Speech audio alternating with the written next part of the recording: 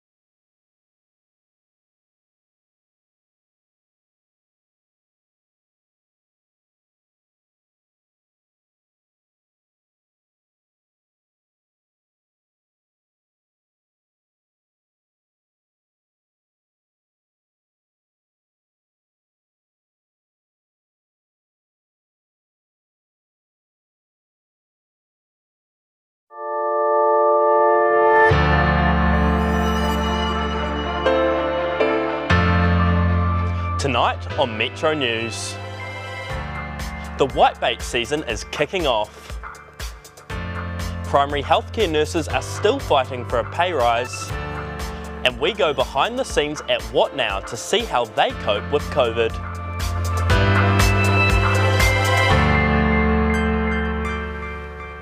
Kia ora and welcome to Metro News, brought to you by Te Whakapāho o Aotearoa. Nurses are planning to stop work again next week as they fight for a pay rise. Staff in medical centres and general practices want parity with their DHB colleagues. Hugo Cameron has the latest and joins us now. Hugo. Well, the New Zealand Nurses Organisation says there's a 10% pay gap between these staff and those in DHBs. You might remember the pay parity strike 2 weeks ago. Over 3,000 primary healthcare workers were involved in that. They'll also be a part of the stop work meeting at the end of the month. Now this will affect about 500 medical centres and GPs across the country on the morning of September 30th. These nurses will take 2 hours off to discuss planned negotiations with employers and their next steps if no progress is made there. Thanks, Hugo. Whitebait fritters are on the menu again, but for how long? All but one of the species is now regarded as at risk or threatened with extinction. Reporter Digby Worthmiller catches up with whitebaiters at Rakaia Huts to discuss the future of the favourite Kiwi pastime. Hopes are high there'll be whitebait fritters for tea. Graham Patterson's been fishing for 50 years. He knows whitebait's under threat, but says sustainability rather than catch limits is the key. It's no good blaming the whitebaiters all the time. They're not going to catch all the whitebait that ever come in here and breed. I just think what will destroy all the whitebait and destroying lots of other things is the habitats. If the habitat gets taken away and they can't breed in their areas, well, you won't get whitebait. You know, they don't breed at sea. The government's considering measures including safe havens for whitebait to spawn, phasing out whitebait exports and large nets, as well as a shorter season. Graham says his fishing comes to a natural end. We get sick of it. Now you're getting into November and we've caught enough whitebait anyway, so we're more into trout fishing and salmon fishing by then. Well, I suppose I've fished for 30, 40 years, and the last 7 or 8, 9 years have been the best years I've ever had. And I think, the way that we fish here, the whitebait have got plenty of chance. We don't want it to get too over-regulated because, as you see, we do a lot of hard work here just to get what we get. Well, as you can see behind me, whitebait season is well underway, and according to a DOC survey last year of 3,000 people, 90% think that there should be more sustainable fisheries, while 77% think that there should be a catch limit. Whitebait come in from the sea at this time of year, around springtime, and then they spend their time growing into an adult in the freshwater part of the rivers. Like anything, a proper place to grow matters. And what the really important thing to focus on is having that critical habitat for the eggs. As tasty as fritters are, finding the balance is vital to keeping them on the menu for future generations. Digby Worthmoller, Metro News.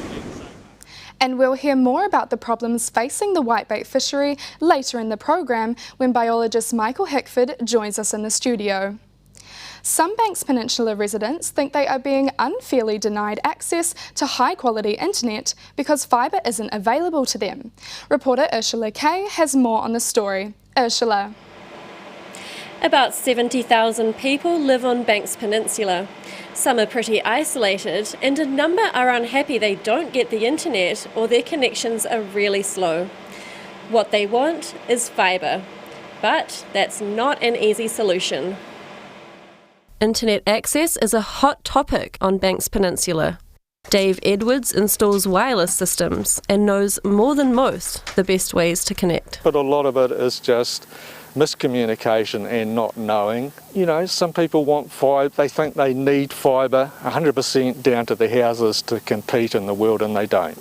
They can use wireless broadband and quite fast speeds. But it doesn't take long to track down people with grumbles about the government's high-speed broadband rollout. Charteris Bay resident Craig Gilmore's struggling along with low-quality broadband and its data caps. They are rolling fibre out through Diamond Harbour, which is about 4 kilometres from us, and they're rolling it out to a certain point, which is Black Rock Point. It's not like there's 3 kilometres of paddocks or bare land they have to get through before they hook up. There were continual houses from that point. Another Charteris Bay resident echoes Craig's concerns. They need to be able to get onto the internet, and this is modern day living. We all need to work, play, enjoy what we do on the internet. Banks Peninsula Community Board sent a letter to the Minister of Communications, Chris Farfoy, saying that the broadband situation was unacceptable. Mr Farfoy sent a reply saying that fibre was not cost effective due to such a sparsely populated terrain.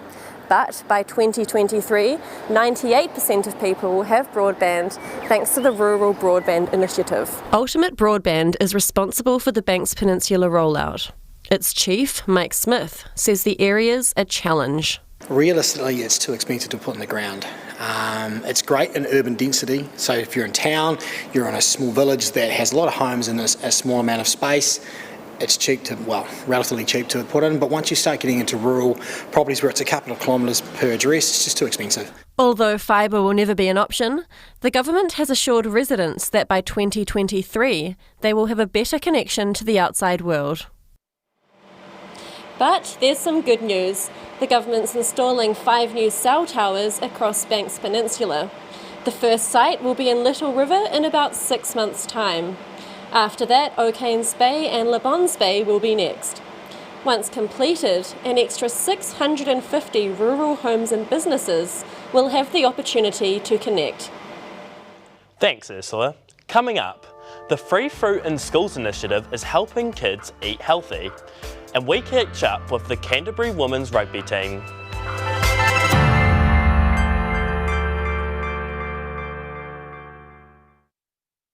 My name is Ella Cook. I'm a television production manager in London. I work for a company called Red House Television. I work on property shows, comedy and entertainment. I worked as the production assistant on New Zealand's Got Talent on Target on What Now. I came to London nearly 4 years ago now. Didn't have any issues finding a job at all. I went to a company called Hat Trick Productions. We won a BAFTA last year as well as were nominated this year. To even be nominated and go to the awards was something I never ever thought that I would ever do, but then to also win it and go up on the BAFTA stage was just a brilliant feeling. I love living in London. Definitely a big change from living in New Zealand. There's so many people, it's so busy and bustling all the time. I also love being able to just go to the theatre or see something different every night. The professionalism that we are taught at Broadcasting School really helps in the wider world. I had my degree on my CV as well as the work experience that I'd gained after my internship. I would never have thought that I'd get this far. It's the best thing that I ever did for my career. There's no way that I would be where I am today without the degree that I have.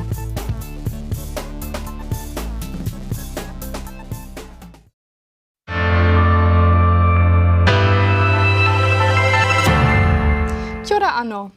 Wahine Futu Paoro, or Women's Rugby, is underway with the third week of Whara Palmer Cup games starting this weekend. Tia McDougall has been following Canterbury as they get ready for their first home game. Tia. There's been lots of long hours, training in the wet and cold weather, but that's all paid off as the girls had a good win in their first game last weekend, beating the Manawatu Cyclones 36-10, a great start to what could be Canterbury's record-breaking season. They're on a mission, chasing a fourth consecutive title. I'm extremely excited. I talked to someone the other day. It's like a kid on Christmas Day. That's how I felt going into our first game, and the ability to unleash some new talent out of our club rugby is super exciting. The defending champions have a new lineup, including several debutants. Among the losses from last year's team, former captain Steph Te Ohaere Fox, who has gone to have a baby. Personnel changes aren't the only challenges the girls are facing this season. Yeah, I think there's lots of precautions, but we're really lucky. We're lucky to be able to train. I know up north they weren't able to start training for a lot longer than us, so we got to start early, and we kind of made it work. We connected online and did what we could. The Whara Palmer Cup is now underway following a 2-week delay because of Auckland's extra lockdown. Embrace that opportunity. That was an extra, 4 trainings to get us better prepared for our first game. New Zealand Rugby wants to make the games as accessible as possible by lowering the price tickets, the cheapest at just $8. It's very important, and especially since the World Cup is going to be in New Zealand next year. The home World Cup is super special to have it on home ground, so I think the more people we can get interested in the women's game this year, it will just flow into next year, and the more spectators we can have. The 13 women's teams are split into 2 pools, North and South zones. The top 2 from each will battle it out in semi-finals for their chance to make the final in late October. A game that Canterbury is desperate to feature in again. If the Wahine do win the premiership, it'll be the first time the team has done this 4 years in a row. They at least expect to make the semi-finals here in Christchurch a few weeks from now. But first they must beat Otago this weekend, a team they are neck and neck with on the leaderboard. Thanks, Tia. A New Zealand initiative called Fruit and Veggies in Schools is being used as an example globally. For 15 years, Kiwi kids in low decile schools have received the produce, and as I found out, it always goes down a treat. A healthy start for tamariki across Aotearoa at Decile 1 and 2 primary schools, delivered by 5 Plus a Day and United Fresh. The government-funded initiative has now been recognised by the World Health Organisation for its ingenuity. Te Kaumanawa Rowley School is one of the Christchurch-based kura who have been supplied the fruit for 10 years. Children actually really enjoy the fruit. One of the favourites in the last couple of weeks is we've had carrots coming in, and the kids have really enjoyed munching on them. We encourage the children to eat it through class time, so if they're reading and they just need a snack, it's to eat the fruit. The teachers have noticed behavioural changes and an eagerness to learn by giving the kids fruit every day. And it sure is yummy, isn't it, kids? Yes! It's healthy and it tastes yum and they taste sweet and juicy. Through the kids eating through class, it's keeping them engaged and engaged in their learning. They know that they can just go and eat if they're feeling a bit hungry. The tamariki always look forward to collecting the wharutu in bins with their teacher every morning. They're more settled after we eat it, so if they don't have it in that morning block, then they get really restless. The hope from the scheme is to widen Tamariki's knowledge about healthy options for food, then pass those skills on through the generations. It's just really good for encouraging them to eat healthy and talk about what healthy food is and what we can do outside of school in our community to make good choices around food. The fruit and vegetable suppliers want to expand the scheme to a wider range of schools and are now in talks with the government to do just that. Emma Olsen, Metronews. 4 out of 5 whitebait species are now regarded as either at risk or threatened with extinction. Research biologist from University of Canterbury, Michael Hickford, joins reporter Digby Worthmiller in the studio today to discuss the issue. Digby. Tēnā koe, Michael. Thanks for joining me in the studio today. Now, I've been speaking with a few whitebait and they say that they're not the problem, it's habitat loss. Why is that? Yeah, it's an interesting sort of a mix. So, we don't know what the problem is. We know that there's a whole lot of components to it, one of which is whitebaiting itself. Obviously, the whitebaiters do remove some whitebait in the process, but we know that also habitat plays a pretty big role in this, and the loss of some of these critical habitats at critical times of the year is really important. But we don't know the relative importance is the sort of the key problem. And what should we be doing to prevent whitebait from going extinct? I think there's a bit of moderation in all things. So, moderation in the fishery, and I think there's a general acknowledgement that the whitebaiters themselves acknowledge that they don't need to catch everything right throughout the season, but also moderation in terms of what we're doing with their habitats. We're aware of some of the things that really have an impact on these species and the way that they can get through and get to a stage where they can lay their eggs and spawn. But if we impact too many areas too much, then we have a problem. Talking about moderation, I know that paua, there's a catch limit for paua, 10 per person. Why can't there be a catch limit for whitebait? Yeah, it's a challenge. The problem is that the whitebait fishery is very widely spread, so there are a lot of people fishing in some fairly remote areas in New Zealand, and the paua fishery is very well known, very well resourced in terms of compliance officers out there policing the fishery and watching, and a lot of people watching over the people that are fishing shoulder to make sure that they're doing the right thing. But whitebaiting's different. Whitebaiting is in a fairly closed river, away from the public eye, and you can get away with murder if you want to. So that's the problem, is actually getting the compliance to look after the fishery. Do you think the Department of Conservation are doing enough to help?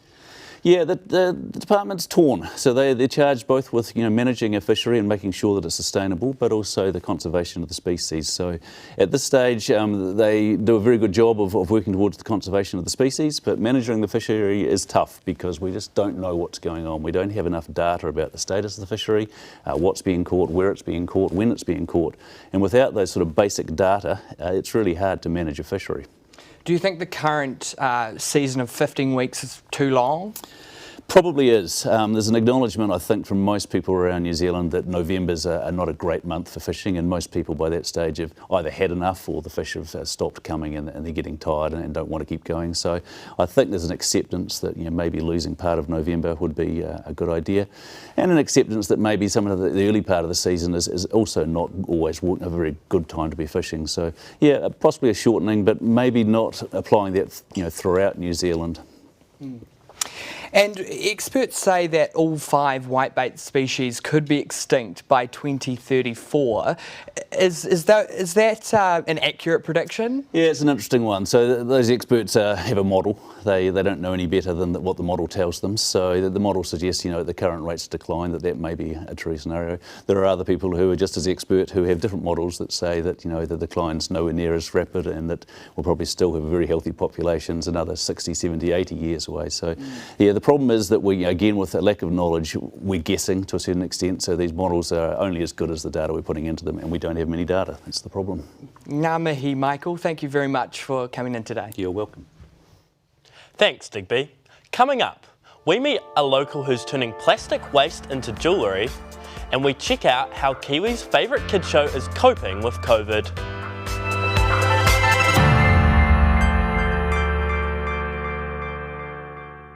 My name's Chris Nichol and I'm head of production for Capital FM Network, doing TV, I'm doing online, I'm doing event audio, and I'm working with a team of 8 people. We make everything, every single sweeper, ident, thing that says what radio station you're listening to, what TV station you're watching.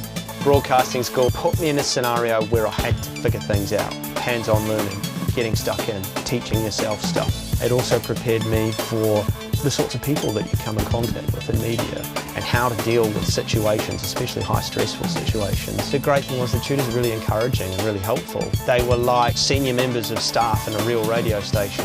Nowhere else will you get hands-on learning that actually lands you in a real radio station doing real work as part of the course. I have freelanced at some fantastic places and made some really good friends just from being able to turn up and be nice and polite and professional. All of those things is what broadcasting school was really good at versing you in. Being in London, it's a melting pot of creativity and ideas and people. I'm doing stations in Iceland, Germany, America, New Zealand still, which is wonderful. I can't say I expected it to be quite like this, but it's awesome.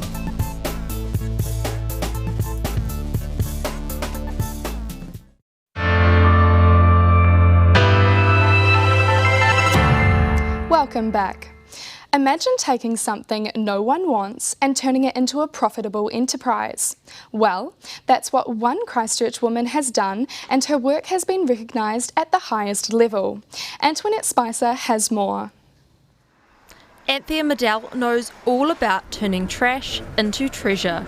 I take the 3D printer waste from Turanga Library, and so I take all of the rubbish that they collect and then I get it shredded up and then I lay it out into sheets. For the last 2.5 years, she's been recycling plastic products, making them into jewellery and other items with a sustainable story. So I make lots of different bits and pieces, and each of the products I try and use in a way to communicate a different problem. But it's her earrings that have hit the headlines. So my daughter and I sent Jacinda a parcel after lockdown to thank her for being an amazing woman and looking after us all, and the parcel included a pair of earrings. At the end of May, the PM wore them at a news conference, and next thing, it was all over social media. And it just went mental. And so then I was on the news and in the paper and had orders and have been just making earrings ever since. She had to get her friends in to help, and 3,500 pairs later, she's finally caught up with demand. The opportunity that this has given me is to continue what I'm doing and communicate it to more people. She chose the Hoya feather design to highlight the consequences of unsustainable practices. So the Hoya feathers were worn as an adornment by Māori and Europeans because they're stunning, and then they went extinct in 1905. The goal is to start a conversation about recycling single-use plastics. I'm going to design products for each of the colours because at the moment I'm only using black and white and there's lots of other colours. Right now she's focused on jewellery, but in the future she'd like to refashion other plastics as well. Antoinette Spicer, Metronews. Christchurch hospitality businesses are welcoming news that COVID restrictions are likely to be eased for much of the country early next week. But many have struggled this year. Mitch Redmond speaks to one nightclub owner who reinvented his business to survive. From pulsating beats to sizzling meat. It's been a while since Christchurch has witnessed scenes like this. Hyde nightclub before COVID. On the weekend, hundreds of drum and bass, house and techno-loving music fans queue up outside the St Asaph Street doors. With COVID-19 putting a halt to mass gatherings, Hyde nightclub owner Mitch Ryder had to rethink business.